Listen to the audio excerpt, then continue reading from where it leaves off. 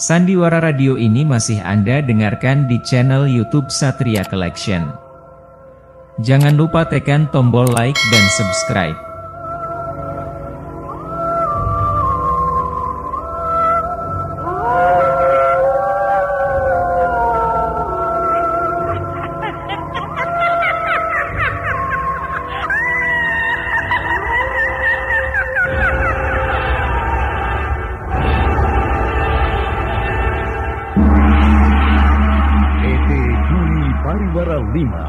Dengan bangga mempersembahkan serial Sandiwara Radio Misteri Mak Rompang. Kang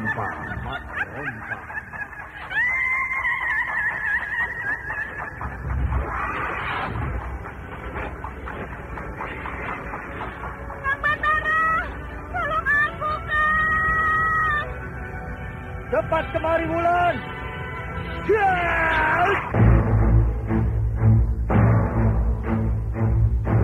Mak Rompang, kisah bangkitnya kembali setiap 200 tahun. Seorang anak manusia yang dapat berganti wajah dan wujud. Terkadang menjadi seorang gadis cantik teramat cantik. Terkadang menjadi seorang nenek tua renta buruk rupa yang selalu menimbulkan prahara dan malapetaka mengerikan bagi umat manusia.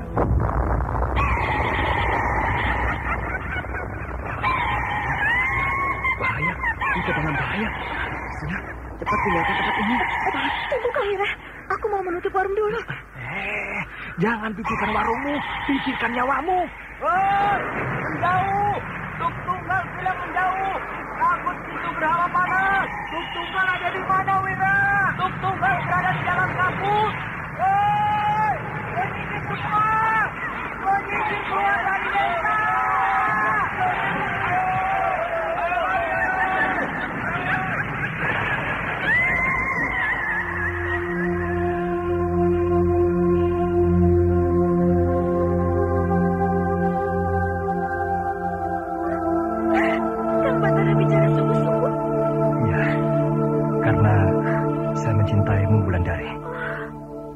Mak Rompang diselingi pula tawaria penuh canda serta kisah cinta kasih yang penuh dengan liku-pilu kehidupan dari dua insan manusia.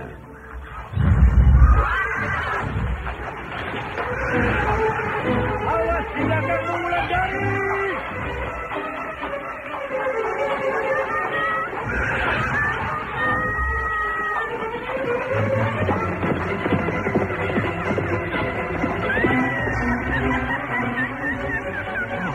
Celaka, Wulandari dibawa lari Mak Rompang.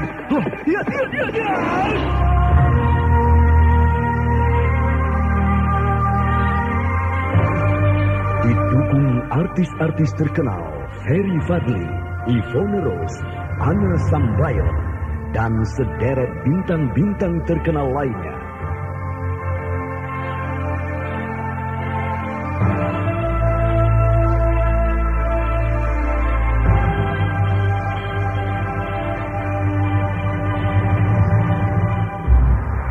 Ikutilah episode kedua, Janji di Bukit Perinduan. Bukit Perinduan. Apakah nenek bertemu dengan seorang gadis dalam perjalanan tadi? Gadis yang panjang rambutnya. Ya, Nek. Kalau begitu, pasti dia kekasihmu. Dia itu... Susulah dia sebelum kau kehilangan jejak. Ya, Nek. Terima kasih.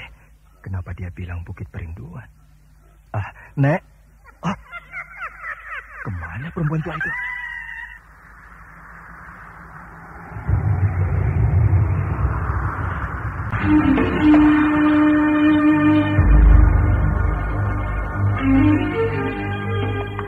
Naskah buah karya Asmadi Syafar. Seri yang ke-10 ini didukung oleh para pelaku. Herman sebagai Kisena, Ari Bahariani sebagai Patmi, Naryo sebagai Kisabrang, Heri Spiono sebagai Kimujur, Ferry Fadli sebagai Batara, Suryadin sebagai Diro, dibantu oleh Mogan dan Elias. Pembawa cerita Neni Sumardi. Teknik dan montase Agus Budianto dengan sutradara Denny Denhas.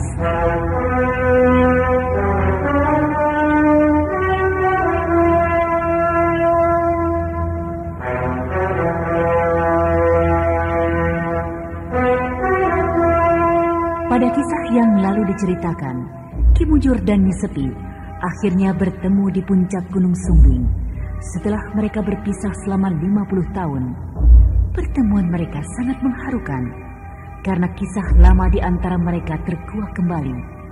Namun mereka cepat sadar bahwa bukan masanya lagi bagi mereka untuk mengungkapkan perasaan cinta masing-masing. Bahkan mereka sadar bahwa yang harus dikerjakan oleh mereka sekarang adalah menghadang dan melumpuhkan Mak Rompang yang tampaknya akan kembali mengamuk dan memporak-porandakan sebuah desa, Desa Lubuk Mentilin.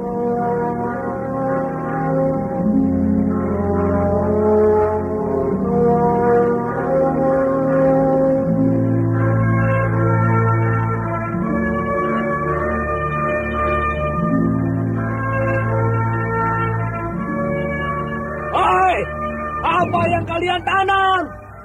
Hei, apa yang kalian tanam? Kang Sena, itu Ki Sabrang berteriak-teriak ke arah kita. Biar saja, Patmi. Kita tidak punya urusan dengan lintah darat itu. Tapi dia seperti marah pada kita. Nah, dia kemari. Jangan pedulikan. Hei, apa yang kalian tanam? Kami bertanam padi. Siapa yang menyuruh kalian bertanam padi? Ini sawah kami. Terserah kami mau menanam apa. Apa kalian tidak tahu kalau seluruh penduduk desa ini diwajibkan separuh dari sawah ladang mereka untuk ditanami lada? Ki Sabrang, siapa yang membuat peraturan itu? Lurah Ki Rekso.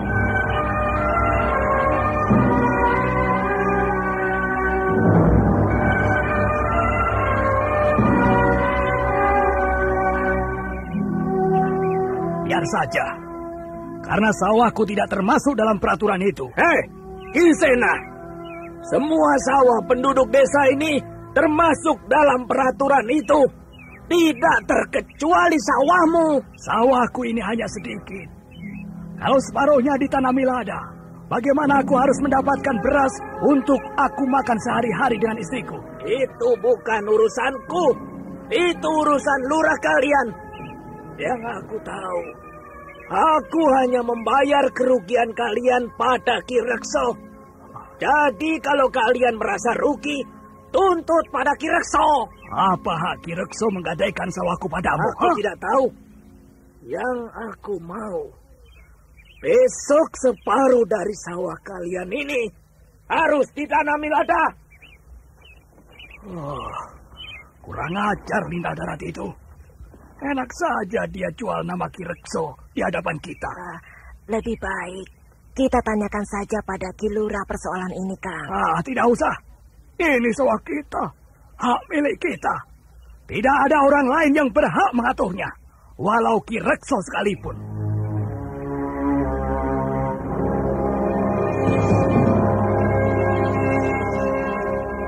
Sena dan Patmi, kakek dan nenek Batara dengan tenang mengerjakan kembali sawah mereka. Kedua orang tua itu membersihkan rumput yang tumbuh liar di antara batang-batang padi dengan tenaga tua mereka. Dan ketika hari sudah berangkat sore, mereka kembali ke rumah. Begitulah setiap hari mereka lakukan. Peringatan yang disampaikan oleh Ki Sabrang tidak pernah mereka pikirkan lagi.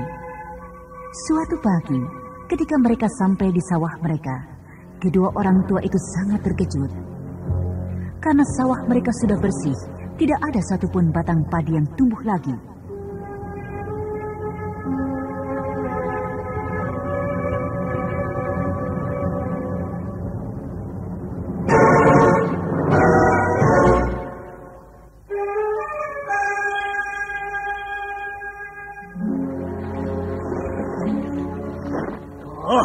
Kurang ajar. Ini pasti pekerjaan Ki Sabrang. Akan aku bunuh dia. Akan aku tebas batang lehernya. Aku kan sudah bilang, Kang. Kita datang saja pada Ki Lurah. Kita tanyakan masalah Ki Sabrang itu pada Ki Lurah. Tapi Kang Sena tidak mau. Nah ini jadinya. Sekarang kita ke rumah Ki Lurah. Ayolah.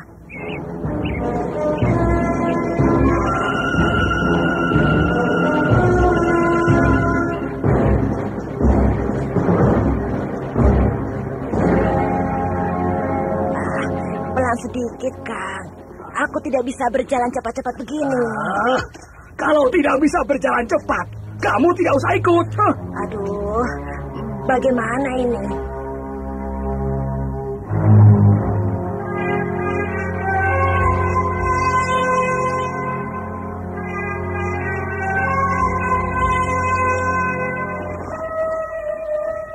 Kang Sena, itu Kang. Si Wista, wakil Ki Lurah. Mana? Itu. Hei, Wista! Kemari kamu! Ada apa, Ki Sena? Siapa yang membabat tanaman padiku? Oh, maaf Ki Sena, aku tidak tahu. Masa kamu tidak tahu? Kamu kan wakil Ki Rekso di desa ini, Betul Ki Sena. Tapi aku benar-benar tidak tahu. Kalau begitu, aku ke rumah Ki Rekso. Ayo, Patmi. Ki Rekso tidak ada di rumah. Kemana dia? Dia pergi ke Muara Tembesi. Sialan.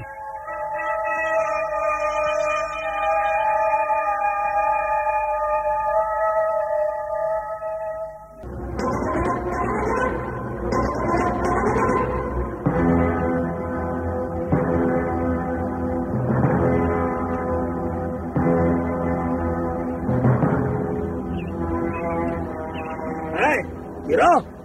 Kenapa kamu tidak ke sawah? Kepalaku pusing, Ki Sabrang.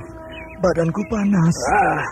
Kamu tahu berapa kerugianku kalau kamu tidak mengerjakan tanaman lada itu? Aku betul-betul sedang sakit, Ki Sabrang. Kalau aku sembuh, besok aku kerjakan lagi. Sudah berapa uangku habis membiayai hidupmu?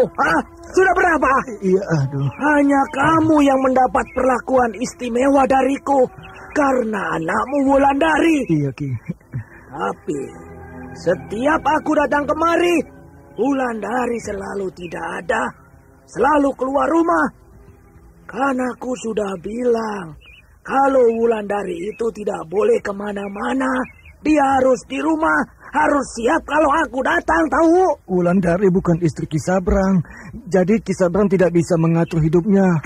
Apa yang aku mau, tidak ada satu orang pun bisa menghalang-halanginya. Tahu kamu? Tak tahu, Ki. Tapi anakku tidak bisa diatur oleh kamu, Ki. Bogas, beri pelajaran orang ini. Aduh, Ki. Ya, Ki. Ya. Sabar. Jangan cepat memukul orang, tidak baik. Siapa kamu? Aku hanya seorang pengembara. Kebetulan aku lewat di sini. Siapa nama Kisanak? Aku bernama Ki Mojo. Kenapa kamu lancang ikut campur urusanku? Karena kamu sudah keterlaluan. Beberapa hari yang lalu aku melihat kamu dan orang-orangmu membabat tanaman padi di sawah Sena di tengah malam. Padahal padi itu akan menguning. Kini kamu memaksa orang yang sedang sakit harus ke sawah. Apa itu bukan keterlaluan? Bogas, beri pelajaran orang tua ini. Baik, Ki. Iya.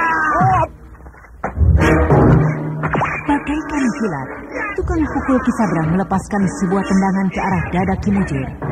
Namun dengan mudah, laki-laki tua itu menepiskannya.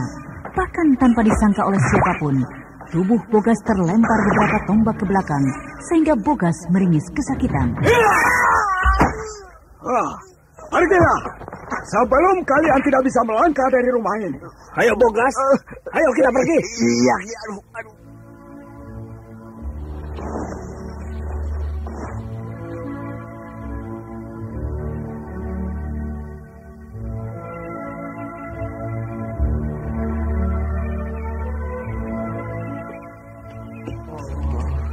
Terima kasih, Ki. Ya. Terima kasih. Apamu yang sakit? Saya demam, Ki. Minumlah air ini. Semoga kau sembuh. Iya, Ki. Terima kasih.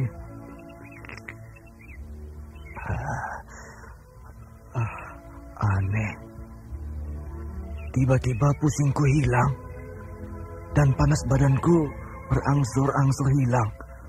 Wah, Ki, terima kasih, Ki. Hah? Kemana orang tua tadi? Hilang dia.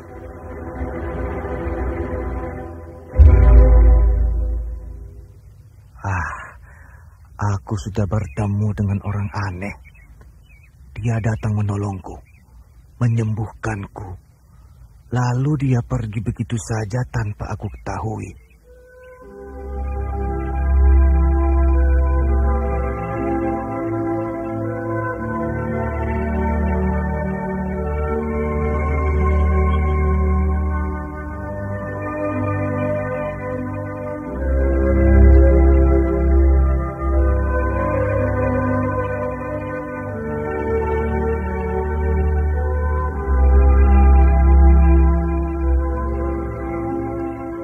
Sudah berapa lama kau di sini, Batara? Sudah 5 purnama, Ki Mujur. Sudah 5 purnama, ya. Apa tidak terniat untuk pulang ke desamu? Kalau Ki Mujur mengizinkan, maka saya akan pulang sebentar. Saya ingin melihat kakek dan nenek. Pulanglah. Mungkin ada baiknya kau melihat kampung halamanmu. Hanya pesanku, kalau ada hal-hal yang tidak kau sukai, jangan ikut campur. Biarkan saja. Dan kalau terjadi hal-hal yang berbahaya, tinggalkanlah desa itu. Kembalilah kemari. Apakah desa saya dalam bahaya, Ki? Tidak. Itu hanya perasaanku saja. Kapan kau akan berangkat? Besok, pagi-pagi sekali. Berangkatlah sebelum bintang kejora tampak, agar kau siang sampai di bekas desa Senangkara. Kenapa begitu, Ki? Ya, supaya kau tidak melewati daerah itu pada malam hari. Cuma itu. Iya, Ki.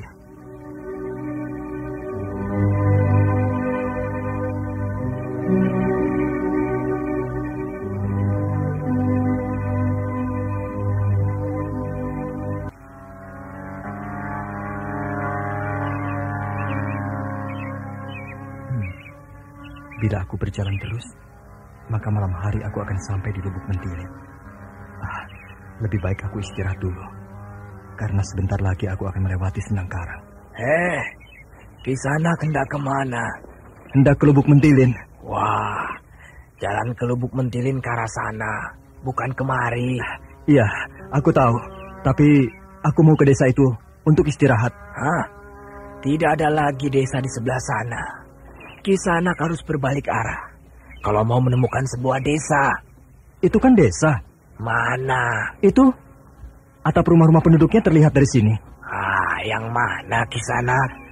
Coba lihat dari atas batu ini, akan terlihat jelas. Nah, itu kan sebuah desa. Alah, Kisanak ini bermimpi. Itu kan hutan lebat. Sebaiknya Kisanak cepat-cepat meninggalkan tempat ini. Orang itu melihatku dengan aneh. Padahal dia yang aneh. Dia tidak melihat desa itu dari sini. Aku harus ke sana. Siapa tahu aku bisa mendapat sedikit makanan untuk penahan lapar.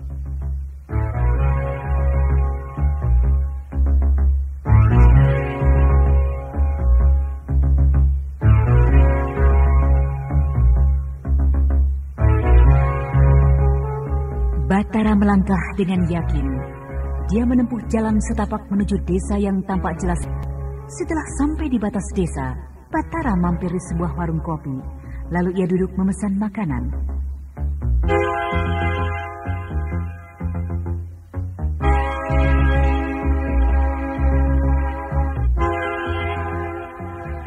Yang ada tinggal ini, Kisanak. Makanan yang lain sudah habis. Biarlah, asal aku bisa mengisi perutku. Pemilik warung ini kok sama dengan laki-laki yang aku jumpai tadi? Maaf Kisanak, kalau tidak salah, kita tadi sudah bertemu di atas bukit itu. Oh, di mana, Kisanak? Tadi, di dekat pohon beringin karet itu. Mungkin Kisanak salah lihat. Karena aku dari pagi di warung ini menunggui daganganku. Tapi... masa aku salah lihat? memang orang ini yang aku jumpai di atas bukit tadi. Baju pangsinya itu sama juga. Celana hitam dan baju hitam. Sedangkan gelang akar bahar di tangan kanannya yang berukir kepala naga itu juga sama. Sudahlah. Mungkin orang ini tidak mau banyak bicara dengan aku. Rasanya aku kenal dengan gadis itu. Nah. Gadis itu melihat kemari. Hah? Wulandari? Wulandari! Kenapa dia jalan terus? Kenapa dia tidak kenal denganku? Dan laki-laki di sampingnya itu siapa? Hei, Kisanak memanggil siapa? Itu, gadis itu bernama Wulandari bukan? Wah, bukan. Dia bernama Padmi. Sedangkan laki-laki itu Sena, suaminya. Jangan main-main. Padmi itu nenekku dan Sena itu kakekku. Nama Sena dan Padmi kan bukan milik kakek dan nenek Kisanak saja. Banyak orang yang namanya serupa. Iya ya. Memang bisa saja terjadi seperti itu. Tapi yang aneh, kakekku Sena beristrikan nenekku yang bernama Padmi. Sedangkan kedua orang suami istri itu Sena dan Padmi juga. Kenapa bisa sama begitu ya? Di dunia ini banyak yang sama, Kisanak. Jadi Kisanak tidak usah heran. Tapi kenapa perempuan itu mirip dengan Wulandari? Wulandari itu siapa, Kisanak? Tidak. Dia itu kawan sekampungku. Oh.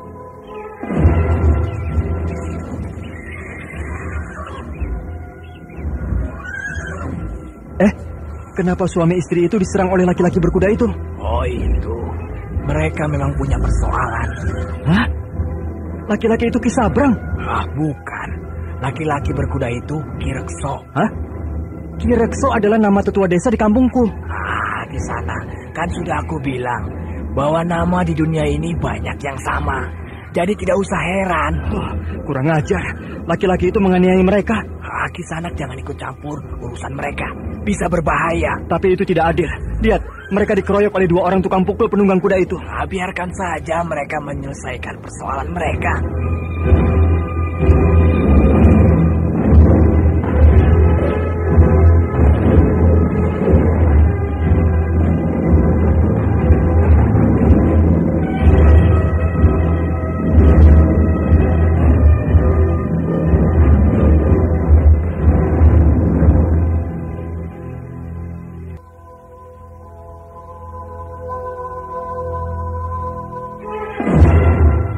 Batara masih tercengang melihat kejadian di depan matanya. Karena nama-nama orang itu banyak yang sama dengan nama-nama orang yang dikenalnya. Bahkan perempuan yang bernama Padmi mirip sekali dengan Wulandari.